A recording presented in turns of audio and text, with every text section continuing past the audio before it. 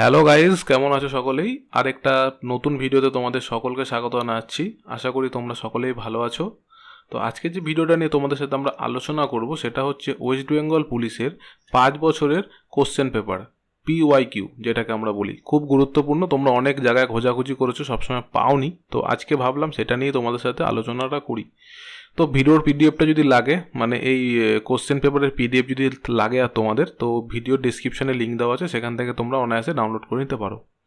এবার বলি যে আমরা পিডিএফটা আমাদের কি দরকার। কারণ হচ্ছে পরীক্ষার ধরন বোঝা যায়, এবং কনস্টেবলের পরীক্ষার প্রশ্নপত্র দেখে বোঝা যায় যে পরীক্ষার প্রশ্নের ধরন, বিষয়ভিত্তি এবং প্রশ্নের সংখ্যা এবং মার্কিং প্যাটার্ন, এগুলো কিন্তু সব ভালোভাবে বোঝা যায়। ঠিক আছে, গুরুত্বপূর্ণ, কারণ আগের বছরের যে কোশ্চেনগুলো এসেছিলো সেগুলো তোমরা যদি ফলো করো, তোমরা একটা বেসিক ধারণা এবং টপিক কি পড়তে লাগবে সেটা কিন্তু তোমরা জানতে পারবে।